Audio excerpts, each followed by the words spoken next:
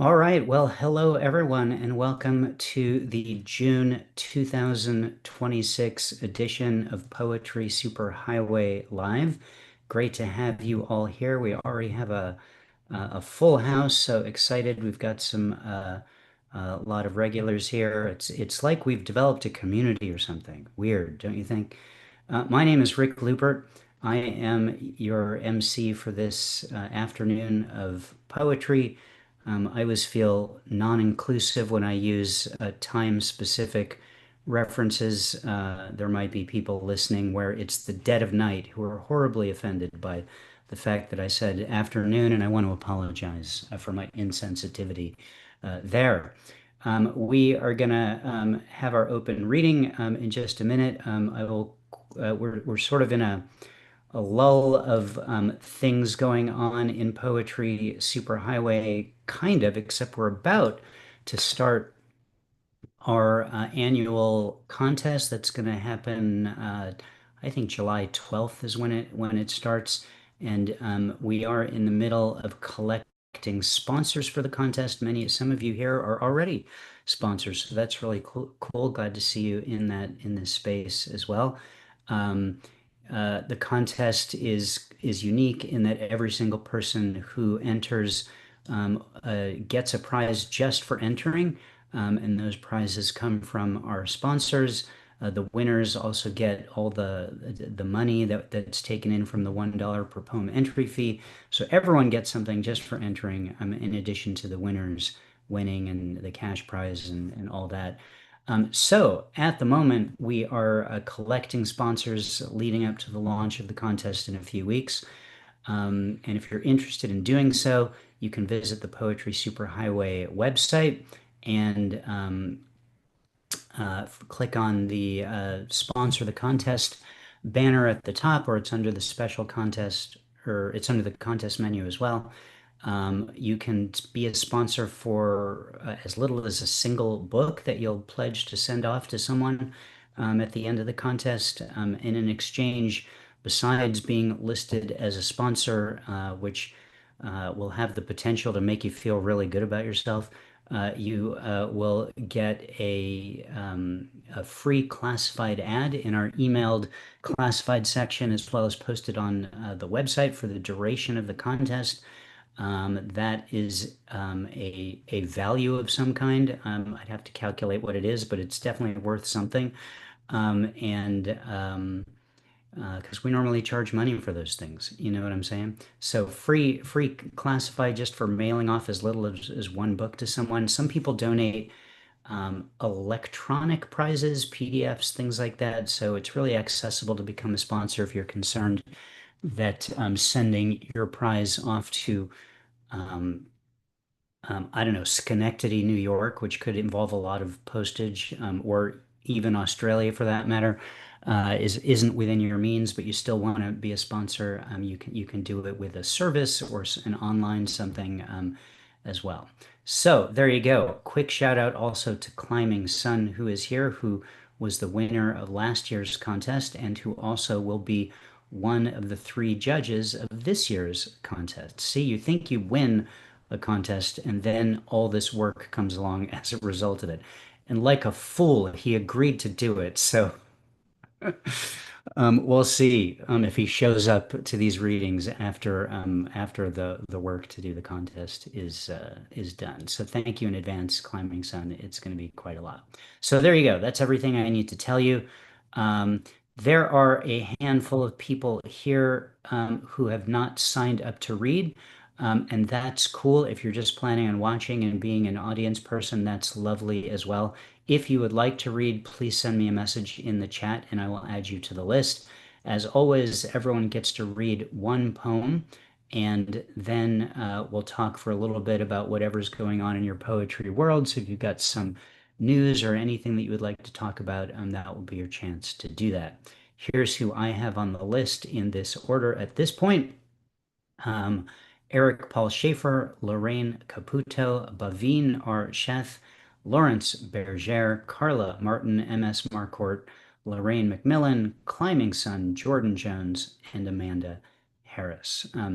There you go. So getting right into it, Lorraine, you will be on deck, our second poet.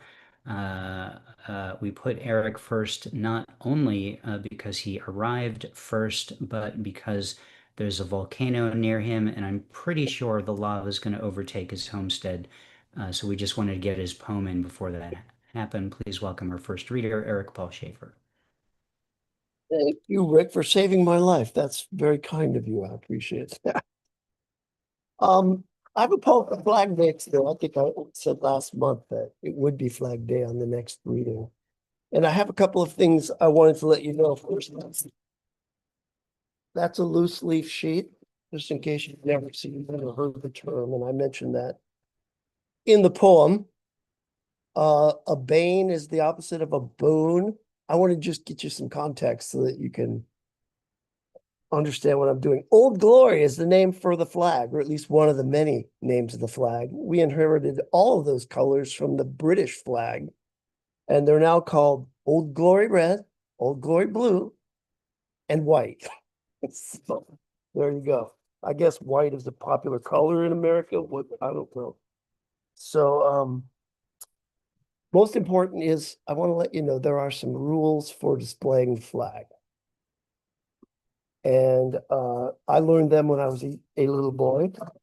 And I just want to caution you that when I say the flag gets burned in this poem, that's a respectful way to get rid of a flag. Okay. Here's some other rules. The field, if you have it up like that, the blue side goes on the left. The flag shouldn't be made into clothing. I know. The flag should be lowered in rain, snow, or at night, unless there's a light trained upon it. The flag should never touch the ground. The flag should be stored after the 13-fold etiquette. I know. You don't have to worry about any of that. I just want to let you know that's underpinnings of this. This is called ceremony in the American twilight. In college, I lived in a house with too many roommates. We were the bane of the neighbors, with our loud late nights of rock, our unmown yard of grass, long gone to seedy stalks, our primered cars of blown mufflers and blue exhaust. One afternoon, one of us half-baked rebels tacked an American flag the size of a loose leaf sheet to the wall above a ragged couch, cinder block bookshelves, and cable spool tables.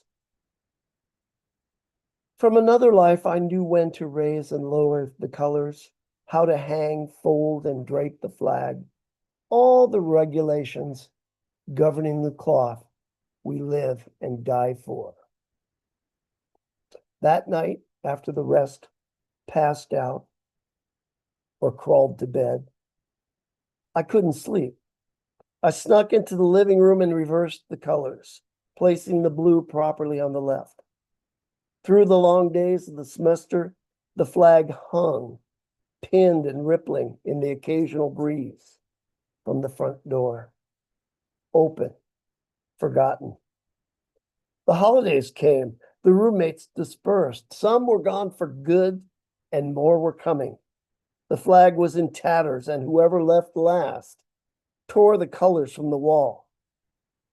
I found the flag in the kitchen trash and fished the cloth from eggshells and orange peels.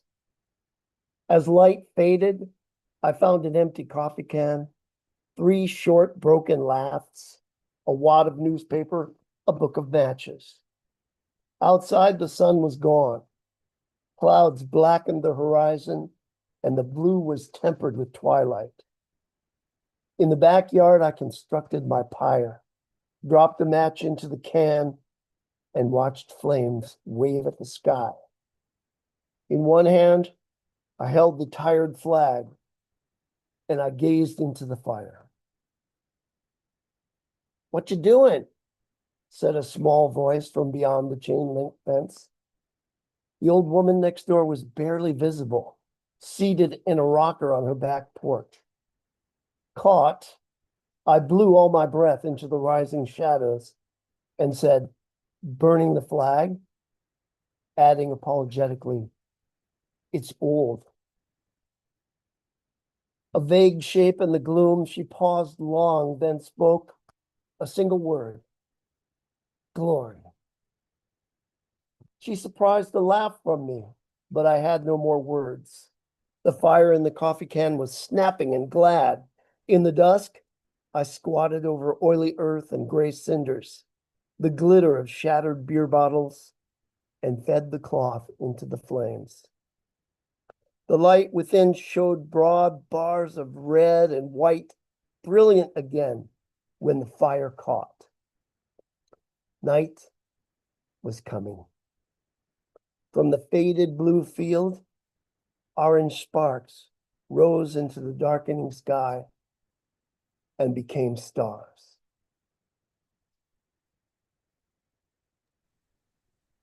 Wow, Eric, great poem to start us out with. Thank you in addition for the instructions. I know many of us were immediately after this event off to fold flags, and so that the timing couldn't be better Thank uh, you. for, for that. Thank you for that. What's happening with you in poetry? Oh, my exalted and stellar publisher at Coyote Arts has just released my 10th book of poems. Second Nature is now up and available if anybody wants it on Amazon and other more reputable booksellers online. So if you want to pick up a copy, feel free. Or you can send me an email and I will send you an inscribed and signed copy for just a little bit more than postage plus cost. Okay. All right. Thank you. Enjoy. And thank you for listening. Thank you. Thanks, Eric, for opening up the reading. Good luck with the new book. Good luck with avoiding the lava. Round of applause for Eric Paul Shaffer. On deck, Bhavin or Sheth, please welcome now Lorraine Caputo. Hello, Lorraine. Hello, can you hear me? We can hear you. Excellent. And very befitting poem today, Eric. It's Flag Day. This is from a poem from my latest collection called, the collection's called Orinoco Plains. It's put out by Dancing Girl Press. This poem is called Mango Sunset. Mango sunset, full moon rising over the llanos, balance. Mounting clouds veil la luna. The air vibrates with the calls of toads and cicada. Lightning pulses profound indigo heavens. Suddenly this world stills, and in the breeze, stirring the lance-shaped leaves of those trees that tower like the thunderheads, heavy fruit sway. And steadily the rain slides throughout the night till pale mango sunrise.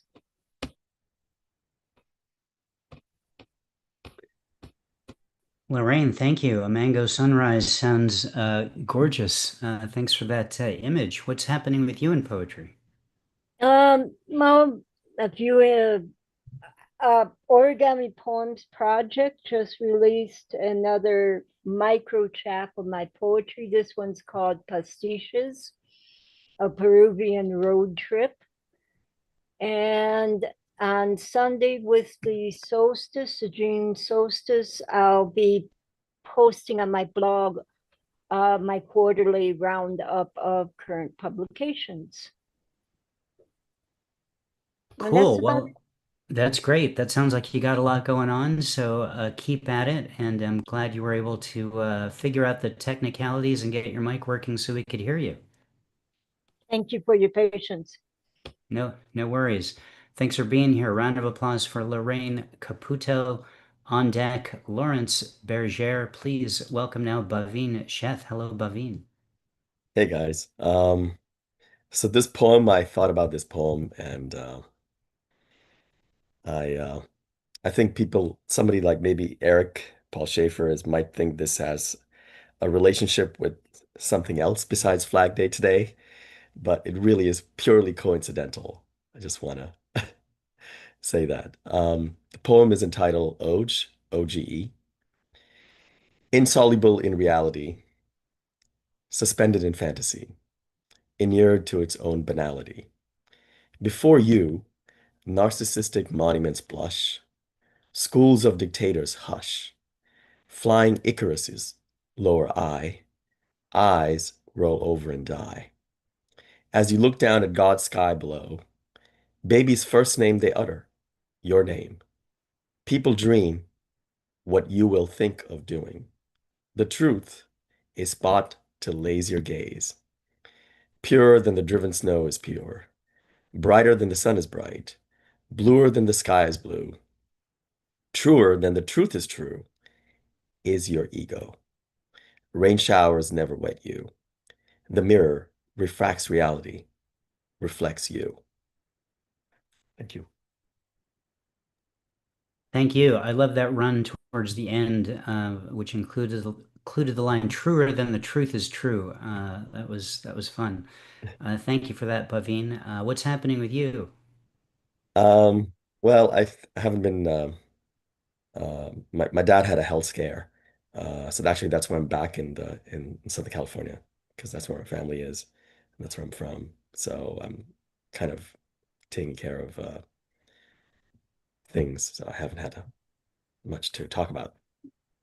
Well, I'm sorry you have to go through that. Your family is lucky to have someone who thinks it's important enough to be with them. So well done on that, and I hope that your dad gets through it completely and quickly.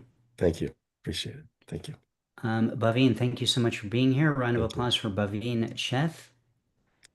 On deck, Carla Martin. Please welcome Lawrence Berger. Hello, Larry. Hi, Rick. Here's one for you. In days of old, when knights were bold and the minstrels carried the tune, spring flew in on robin's wing and lasted from March till June.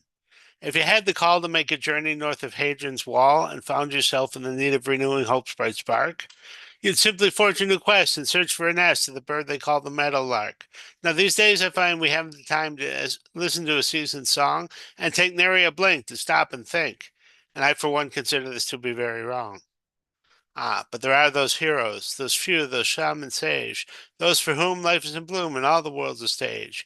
Yes, these truly are the heroes who make sure we'll never know what it's like to lose the kiss of a breeze or an elder's wheeze or the voice of the laughing goose. For you have my word, it is the birds that bring the voice of the gods to man. So won't you please take the time to ask for a rhyme or write one yourself and join in the band?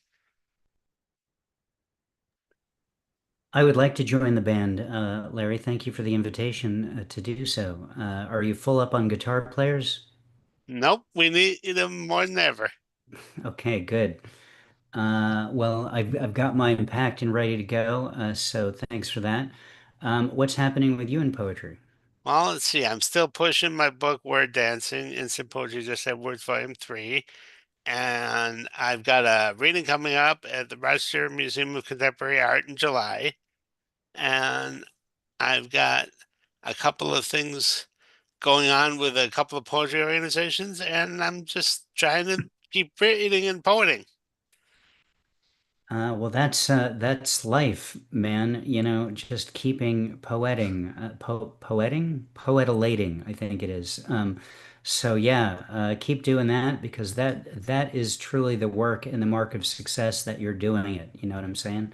Yeah. So well done, and thank you so much for being here, and good luck with your book. Thanks for having me, Rick. Sure. Round of applause for Lawrence Berger.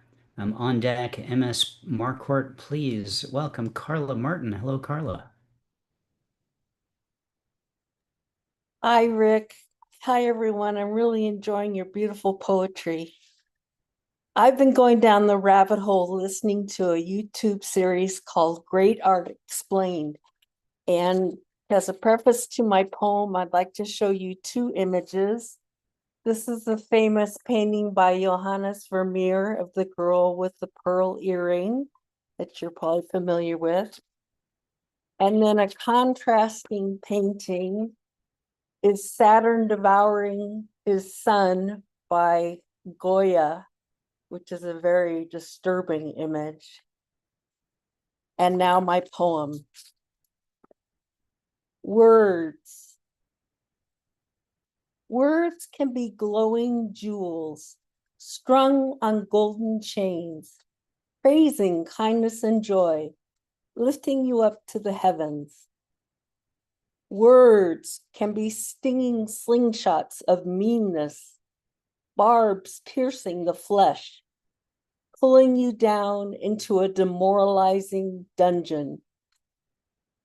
Words can be boulders blocking the passages to understanding, damming up emotions, frustrating detours away from truth. Words can be lightning bugs illuminating the darkness, giving hope and vision to those lost in despair. Will your words foster growth, change, and maturation? Or will they produce rage, rape, or destruction? I can draw with my words. See the young woman in the lapis lazuli turban, pearl earring catching the light, lips parted as she looks alluringly at you, viewing her image, painted by Vermeer. See the monster, Saturn, devouring the bloody, headless body of his helpless son in his grasp, gore dripping from his mouth, painted by Goya. What power in these little squiggles of print? What power in the grunts and utterances that come out of our mouths? Guide me, O mysterious life force, as I craft my words. Will I send out swirling spirals of colorful, hopeful fireworks, or a slow-moving sludge of despair and despondency? Caustic, burning accusations, or gentle caresses of loving compassion? How will you string your words on the silken cord of human connections to influence the flow of life in your universe? Thank you. Thank you, MS. Awesome ekphrastic piece that you got there. I love that it's two paintings kind of juxtaposed against each other. That was really cool. You also got me thinking, and please forgive me for this, but we could all save some wall space if you combine those two paintings and had Saturn devouring the girl with the pearl earring. Just an idea. And I apologize. I really can't help myself. It's a medical condition. But anyway, I love ekphrastic work. I love it when art talks to art and responds to art. So well done, and thank you so much for being here. What's going on with you in poetry? Well, Bakersfield is the poetry scene is hopping. We had a meeting at Dagny's coffee shop yesterday and over lunch, and we wrote haikus responding to the art on the walls. Had a wonderful time. Oh, that's so cool. Yeah. I always feel like I live Bakersfield adjacent in Santa Clarita, though it's still like 2 hours to get there. I But know. but so cool that that it's thriving up in that part of California. So good. Keep it up, and thank you so much for being here. Thank you, Rick. Round of applause for Carla Martin. On deck is Climbing Sun. Please welcome. Wait, did I get that right? Sorry, no. On deck is Lorraine McMillan. Please welcome now MS Marquart. Hello, MS. Hi, and thank you for hosting this. I've really been enjoying everyone's poems. So I'm going to read from an anthology called I'll Get Right on It, and it's by the Land and Labor Collective. And it includes poems on working life in the climate crisis. And the poem is titled Disabled by MECFS and Long COVID.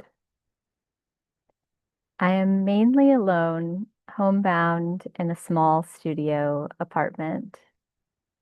I manage unwanted needs, loved one support as they can, all of us unpaid. I keep the lights off to subdue sensory overload. I keep the AC on all summer to calm temperature sensitivity. No flights to visit nieces, parents, in-laws, friends, tourist spots. No walking to buses or subways. Each medical visit requires a car. No travel to shop for throwaway retail therapy. No fresh food. I subsist on disposable snack packs stored next to the sofa. I can seldom shower. It stresses my symptoms and knocks me out. I trash IV bags, tubing, and more waste after monthly nurse visits. No energy to hand wash. I save water with full dishwashers. As my body fattens and thins, I need new online thrifted clothes. Staying inside, I rarely use energy-consuming outdoor resources. Orders are shipped to my door, swaddled in plastic packaging.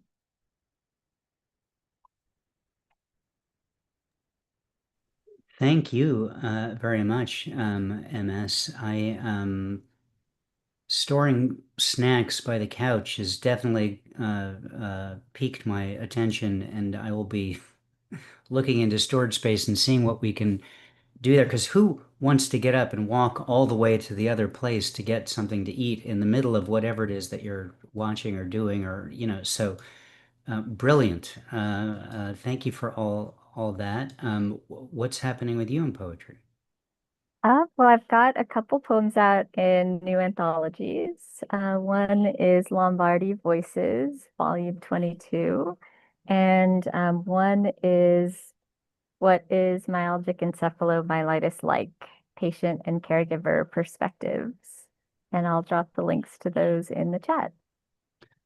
Please do. Yeah, I hope it's great to be able to process your own experiences and challenges through art, and also great that that art then gets celebrated by showing up in anthologies. So congratulations and kudos to you on that, and thank you so much for being here. Round of applause for MS Marquart. On deck, Climbing Sun, please welcome Lorraine McMillan. Hello, Lorraine. I'm sorry, I can't find it.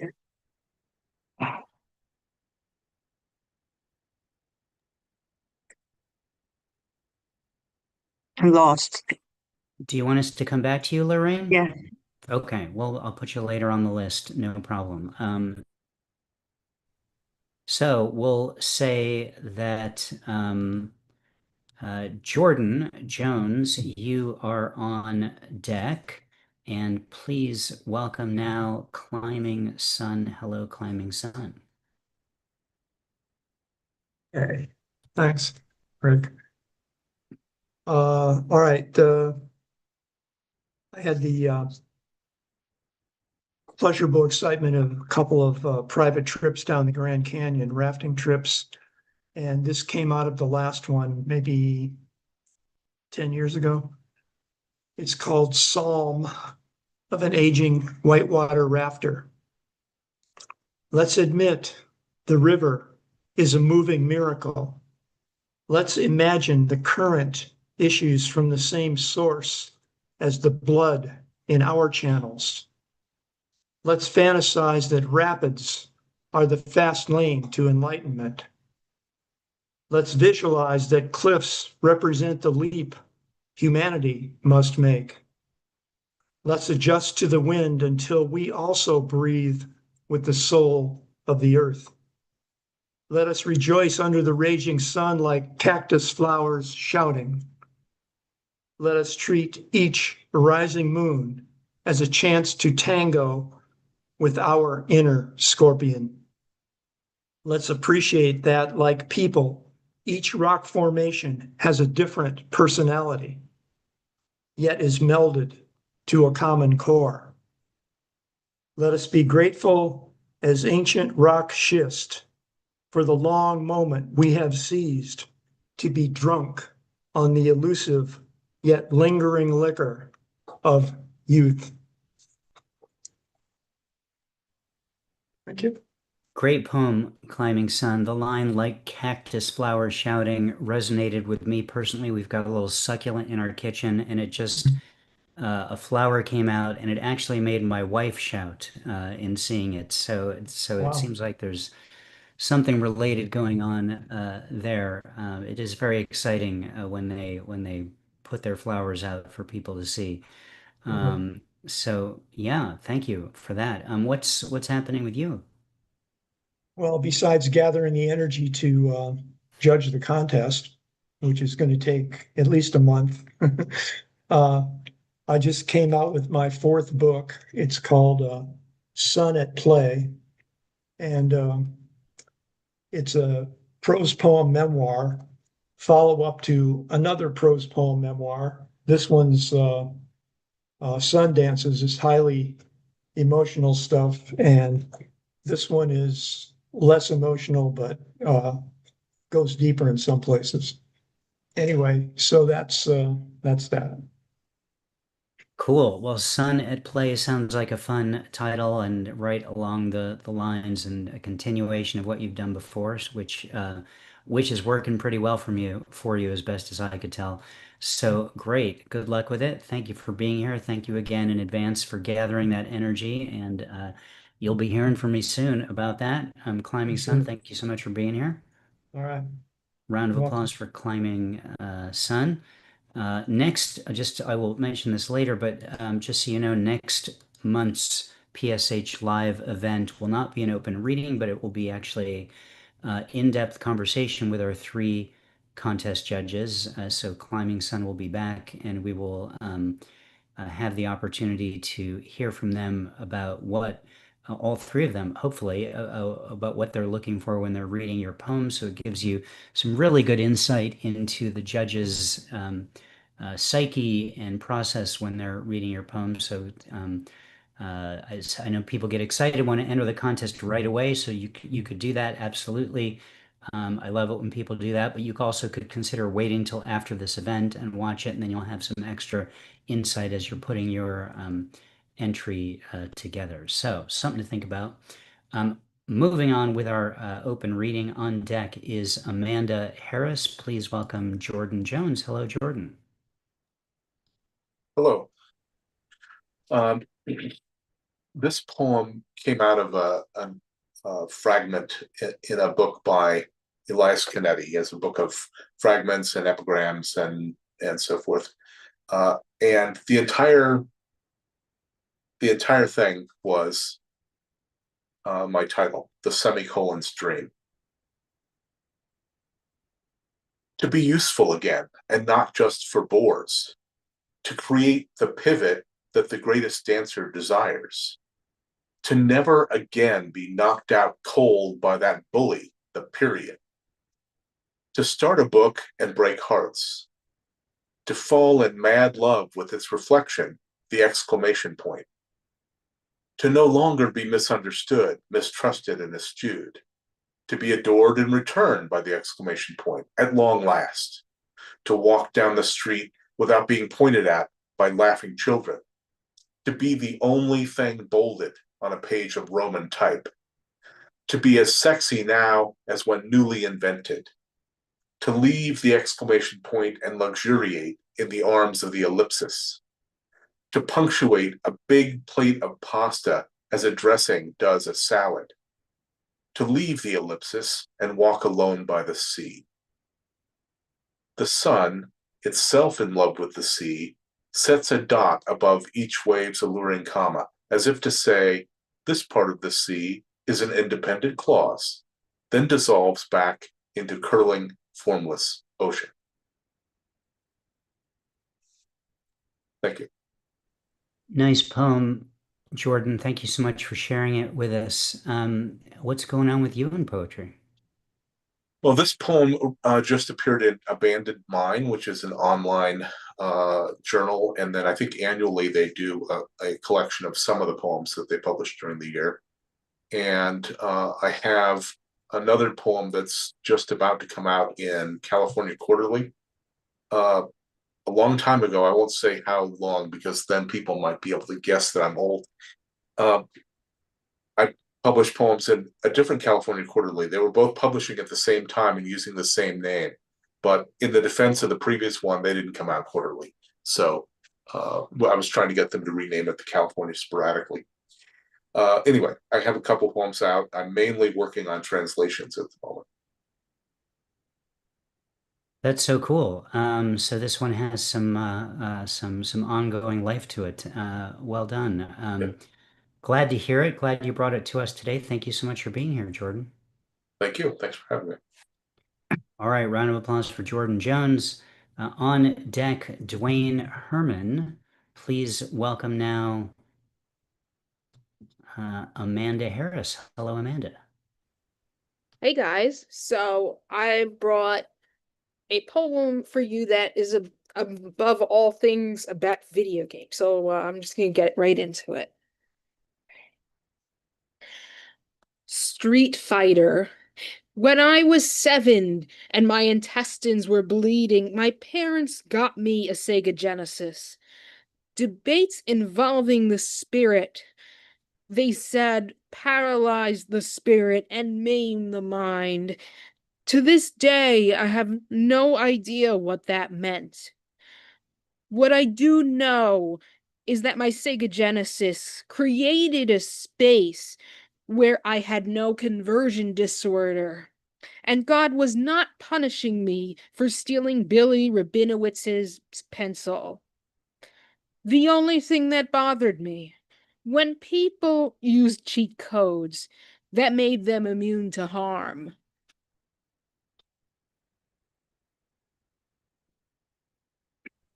Awesome short piece you brought to us, Amanda. That was a lot I like that. Well done.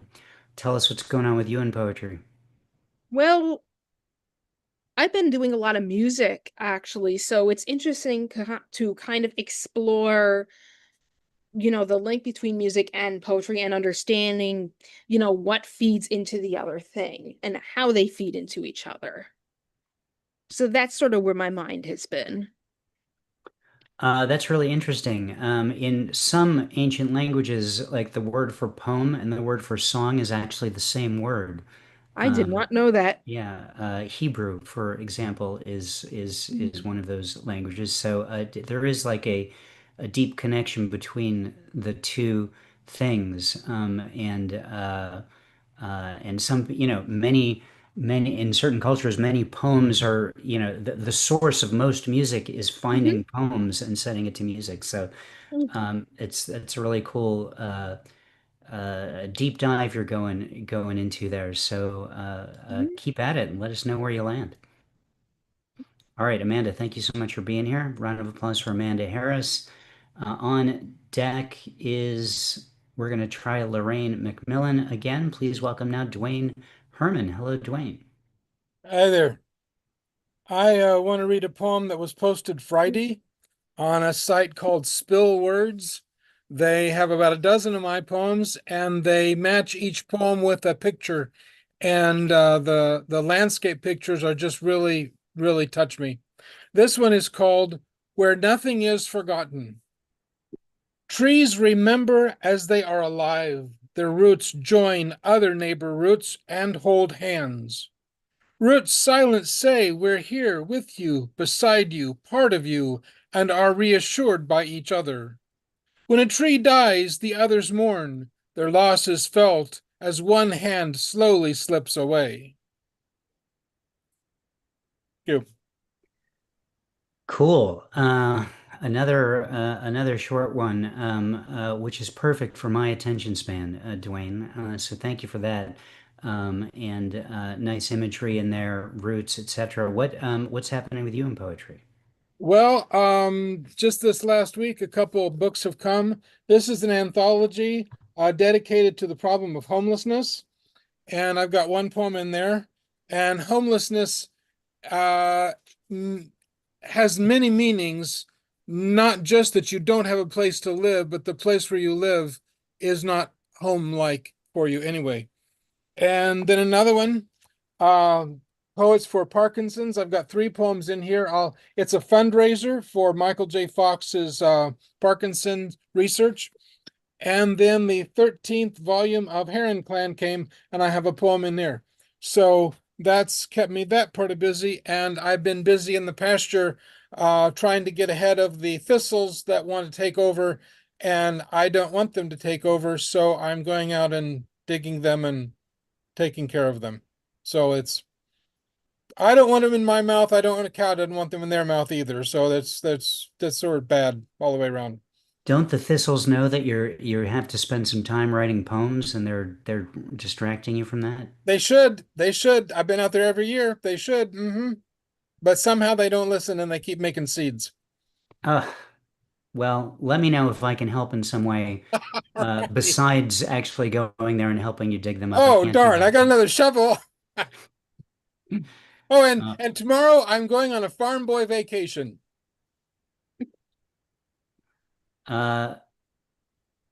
that sounds fun. What is a farm boy vacation? It's when a farm boy leaves his cornfield, goes to another cornfield and says, "Oh, a cornfield." Because when you go to somebody else's cornfield, the chintz bugs and the leaf blight and the rubber, those things don't matter because they're not your responsibility. You can go there without responsibility and just enjoy the corn.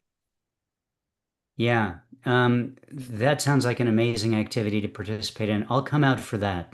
All right. All right. Um, Duane, thank you so much for being here. As always, good to see you. Round of applause for Duane L. Herrmann. On deck, Britton Theurer. Please welcome now Lorraine McMillan. Hello, Lorraine. Okay.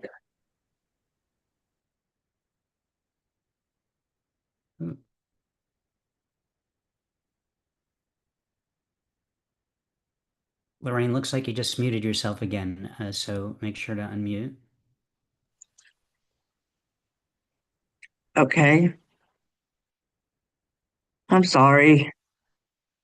I have auto, don't I?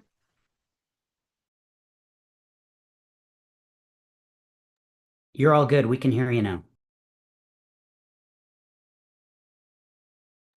Sorry, it looks like you unmuted yourself again. So go ahead, just unmute and you can read your poem. Oh, There you go. okay. Perfect. I'm not busy.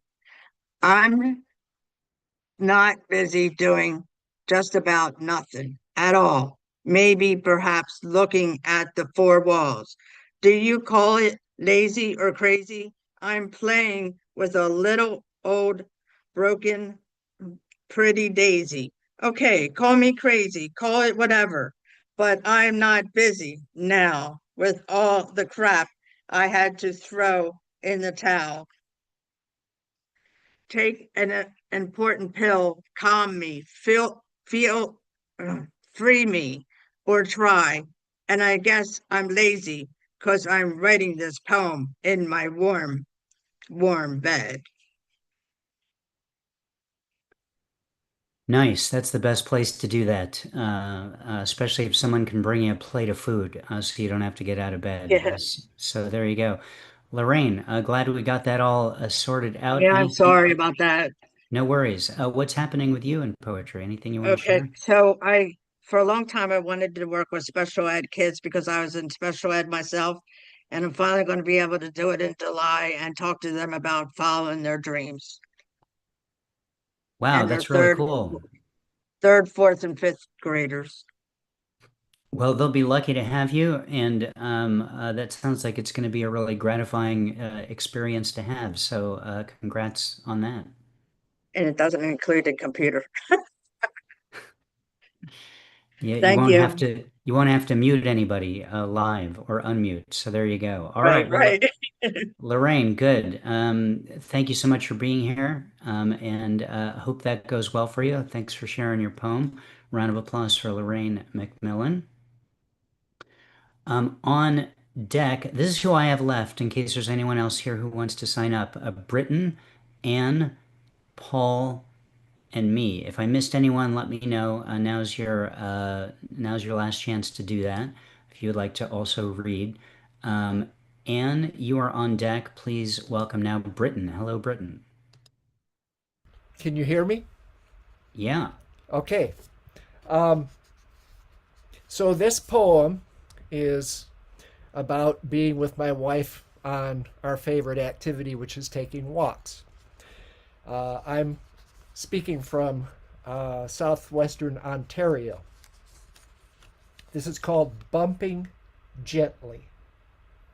We walk close, often bumping gently. Our bone conductor, hinged, yarn-wrapped mallets, sync-tapping smooth, gentle heartbeats on the earth's faceted crust of dirt, concrete, grass, and pressure-treated deckboard. Dodging bobbing clouds of Dionysian mayflies, completing their hours-long sentience in frenzied, blissful, orgiastic, mid-air copulative abandon. We listen, an ambient theater of rhythms, melodies, textural timbres, weaving, dancing. Globally panned, locally sourced via storm drains, clouds, tree limbs, jawbones, and river weirs. Impossibly resonant, inventive, flying dinosaur spawn. Chickadee-dee-dee, kadee-dee-dee, kadee-dee-dee. Whippoorwill, whippoorwill, whippoorwill, whippoorwill, per will. Train signaled mini earthquakes with Dopplered calls from anemic, detuned Canadian national freight haulers to the lusty triadic perfection of Via's 8:30 p.m. passenger express. We breathe air lightly chilled, sweet and sour with honeysuckle, manure, and the exhaust taste of fine white dust from St. Mary's cement. We see toddlers splashing, soaking on concrete tubular waterworks in primary reds, blues, and yellows, with vulnerable knees, laughter, and beginners' minds. Heaven and earth, a limpid sky blue and Kentucky green, with daffodil yellow, tulip red accents. 5 yellow goslings dare the creek current's edge, watched by patient raptors, circling or trestle-perched and poised. Nervous goose gander huddling brood, squeaking immense presence to all possible threats. We feel so close. Invitations, wonder, interbeing, gently bumping, smiles blooming, unending. That was fantastic, Britton. I really enjoyed that. Wonderful rhythm to it. You read it really well. The phrase copulative abandon just gave me all sorts of ideas about what to do this afternoon. So thank you so much for that as well. So yeah, really dug it. Thank you so much. What's happening with you in poetry? I am a retired trumpeter and composer, and I'm still very, very active as a composer. And St. Mary's, where I live, has a poetry circle. And a composer friend invited me to join, and I've been writing for about, I'd say under 2 years. And I absolutely love it. And I relate to, I think it was it Amanda who is the musician and the idea of using composition to inform my creative efforts as a poet. Yeah, that's so cool. Again, art talking to art, art informing art, art responding to other art. It's all connected, and it's a cool journey to be on. So, where is St. Mary's? Where are you in the world? Southwest Ontario. Ah, all right. Well, you've just made this an international event, so thank you for that. Um, cool. Well, please come back, Britton. I really enjoyed that. Thank Good to you. hear your work, and thanks for being here. Thank you. Round of applause for Britton. On deck is Paul Brucker. Please welcome Anne Leighton. Hello, Anne.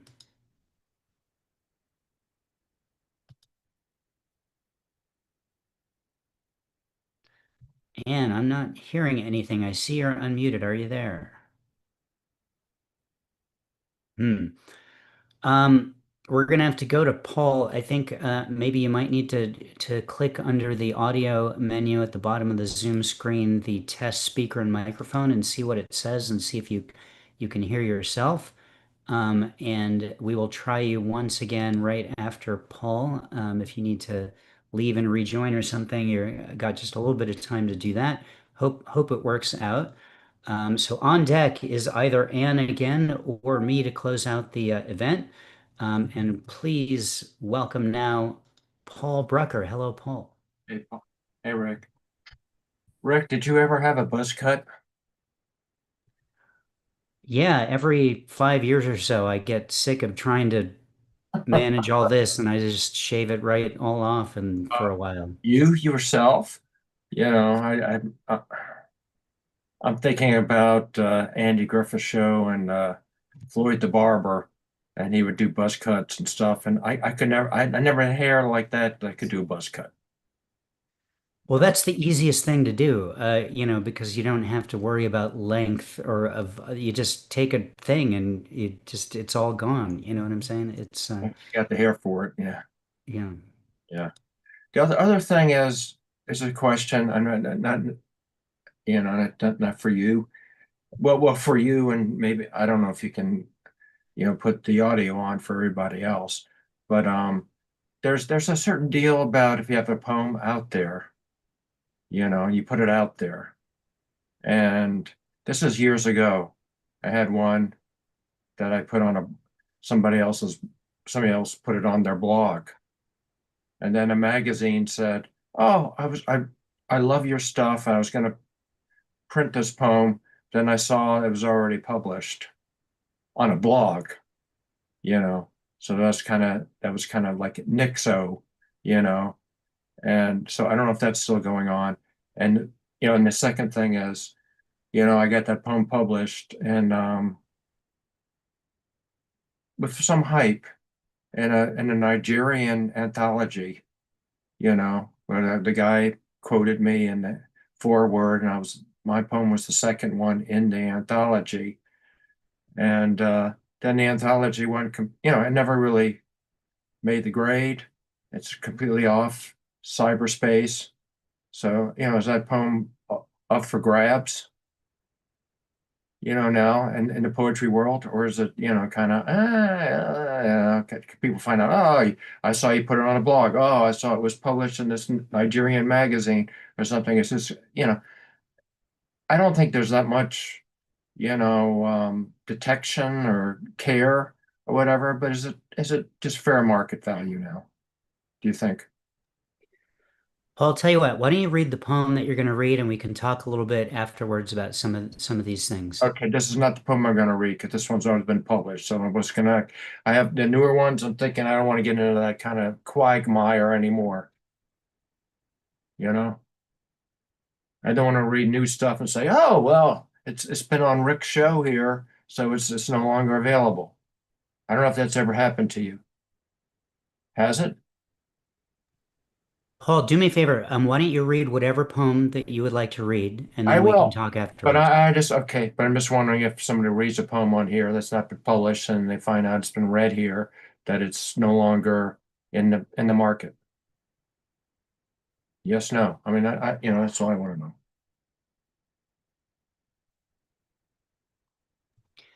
So our format here is for you to read a poem and then we talk afterwards. So if you would Okay, that's please, fair. yeah. Yeah, you can be a politician, Rick. You could be a politician. This is an older poem. It was published in Barbar. It's called Spanish Symphony in D minor with Martinis. I hear you now live in an old and colorful country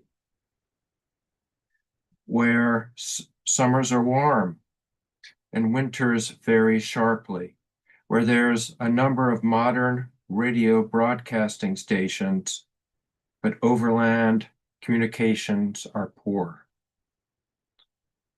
The bartender shakes up 2 more martinis and pours them into fresh glasses. The woman I'm with doesn't care for me, and I've never felt more alone. You'll wonder, does it work for me? What if my life depends on it? I don't know. Initiates like me are more likely to stumble, give a surface answer, or say, I don't know. The bartender considers us patients, not customers, and knows the important thing is rhythm. You must have rhythm in shaking. For martini, it's the waltz. There's no official word from you. What are you thinking? I remember your smell of lilacs the last time we made love. Lita Zhu, 8 years old, comes on the TV to play solo violin for the Spanish Symphony in D minor. She plays 6 wrong notes. Better than what the composer intended. I think of what you must have been like 8 years old. My martini is large, strong, and well made. The ice so hard it doesn't melt. Meanwhile, the door slams, the container is sealed, and accountability begins. My date says, my face is pretty, but the pretty you find may hide an evil mind. Even if you live on my blameless boulevard with a sufficient number of barbershops. I hear you now reside where irrigation has begun and new farm methods introduced.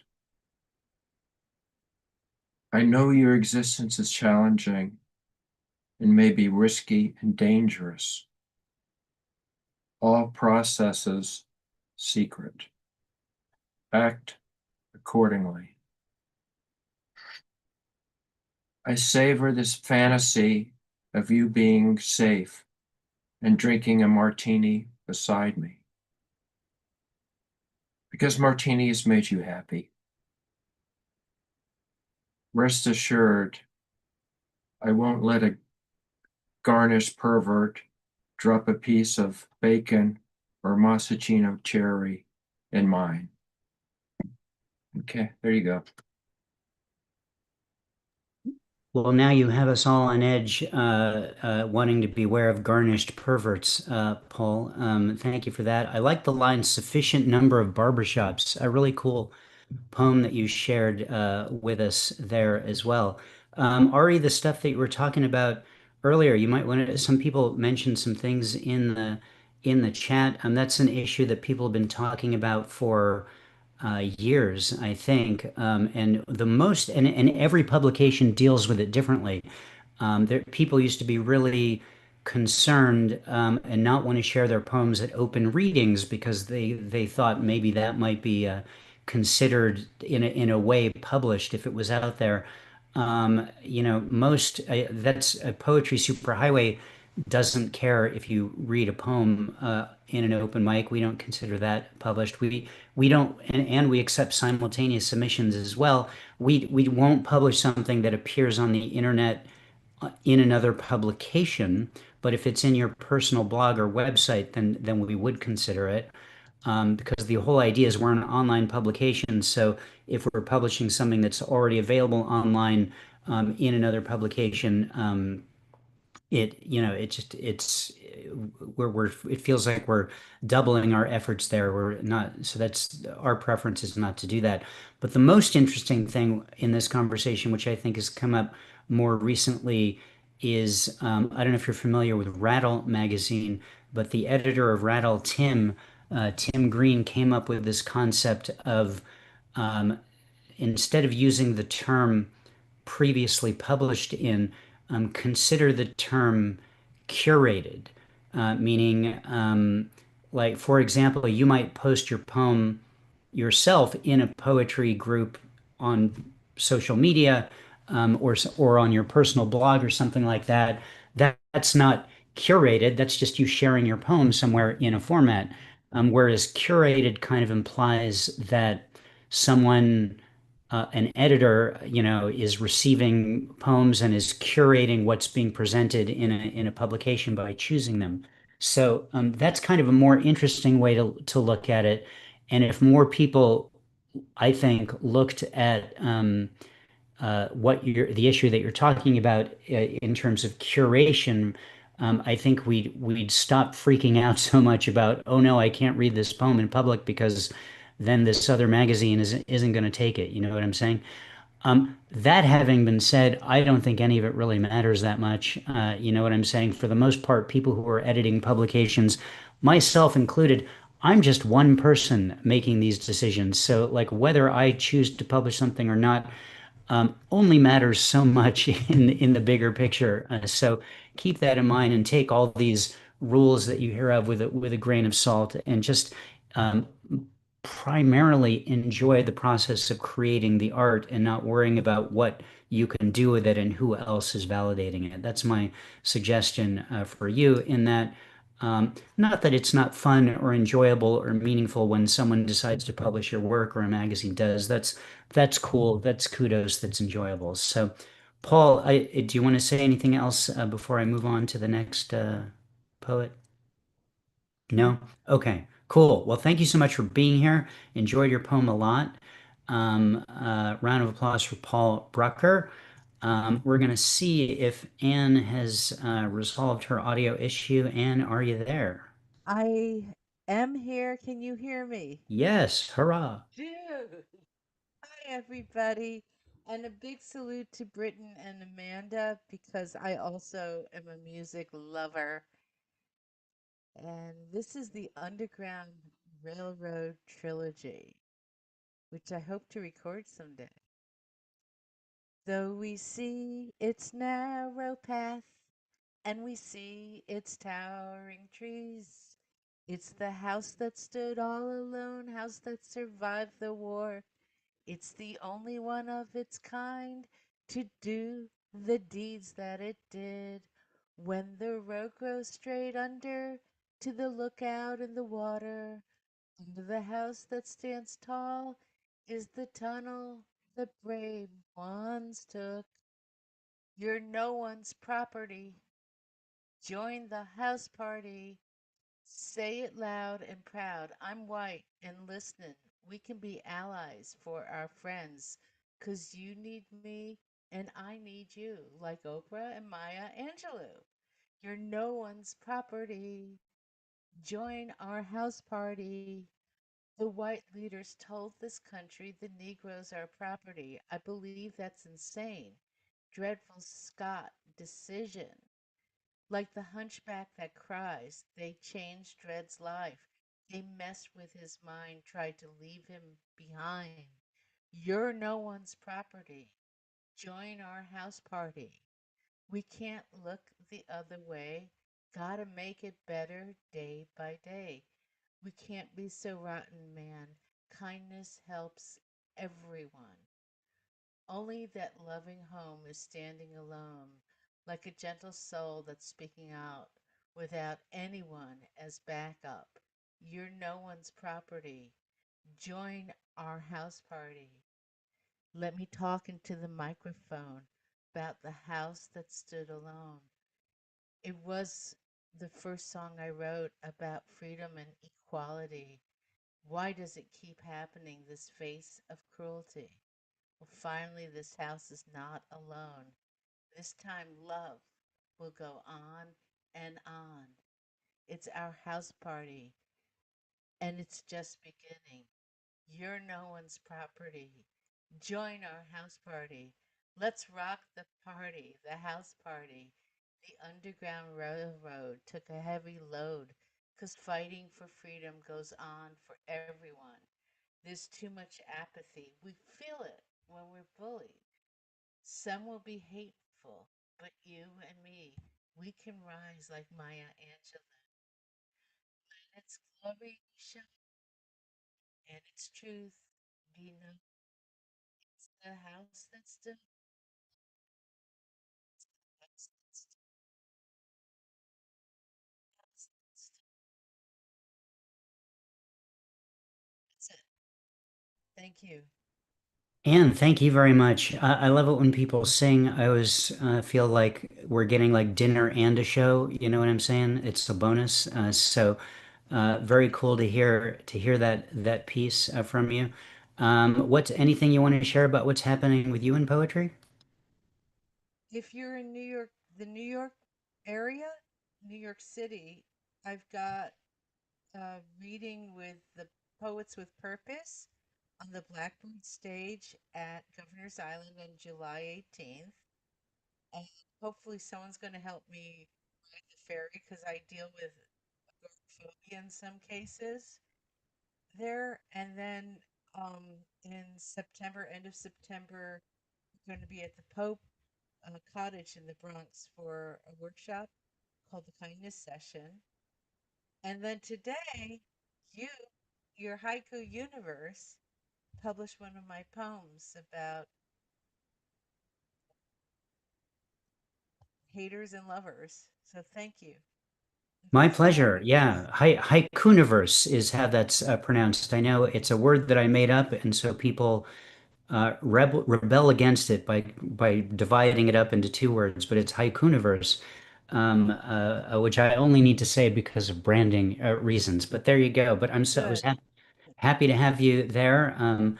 Love is the most important thing. So thanks for pimping that, as it were.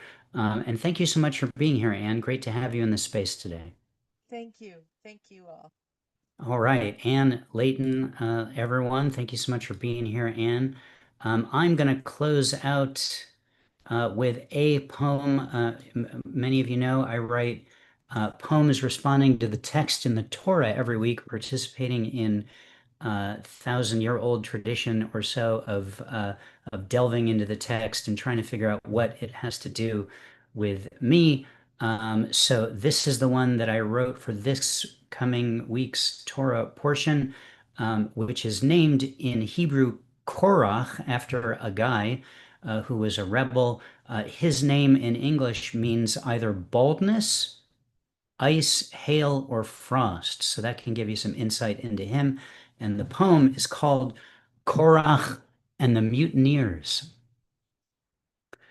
My family is a mutiny of bald people, a long history of the sun shining on the skin on top of our heads. The money we spend on hats is a rebellion. We should start the hair club for Jewish men.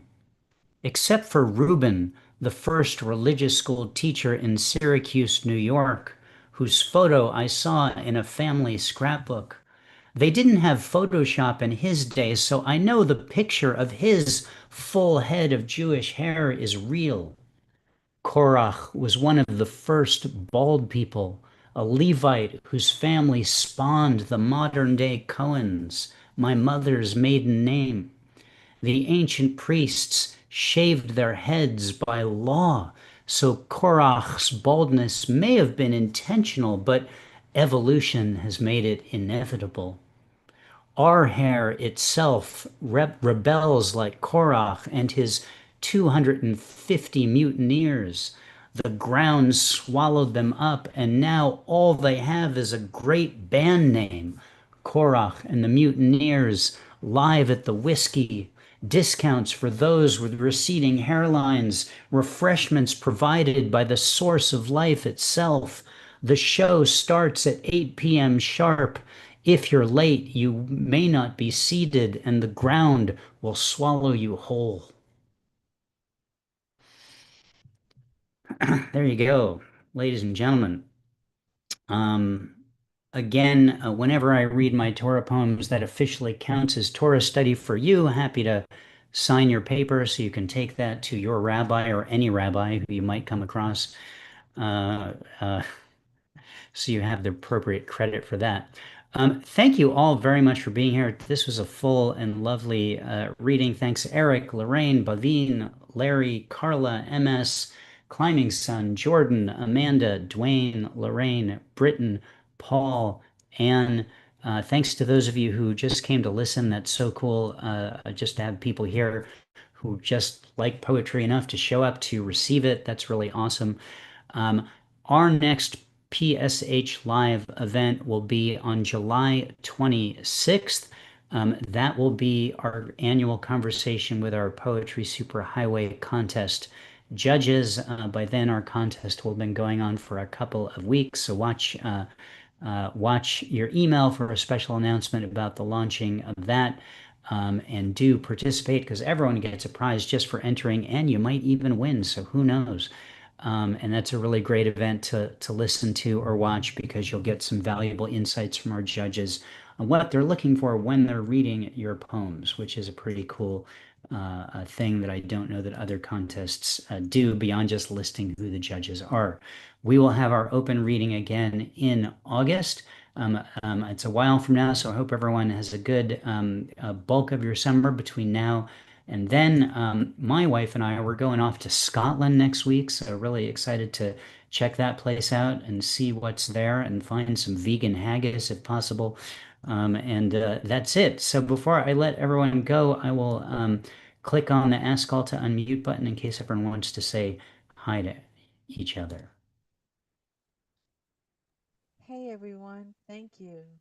Thanks, everybody. Thank you. Thank It's you. wonderful. Yeah. Thank you. Bye. You Thank gotta you. go look Fun. for Say a that- cornfield in Scotland. Oh, yes. That's the main plan, yes. Mhm. I think Vegan Haggis is a great band name. Scotland is so beautiful. Yes, it Thank is. you all. This was so Bye-bye. much fun. Folks. Bye. Thank you. You'll love Scotland. Have I a great hope so. trip. Yeah, I lived there for 2 years. Oh, wow. Have a Any- wonderful time. It's a magical, magical place. It Especially seems like that. Yeah, that's understand I'm the la- looking forward to that. if you can Chicken. understand the language. I mean, there's a series, I don't know if you guys know, that's on YouTube. It's called Play for Today. It was on BBC for many years, back in the 60s, 70s, and early 80s. And they had an episode that I thought, oh, this is great. Visually, it's great. But they were speaking with the Scotland accent. I couldn't understand what they're I saying. love it. I love it. Yeah. Yeah. Okay, bye-bye. Bye. Bye.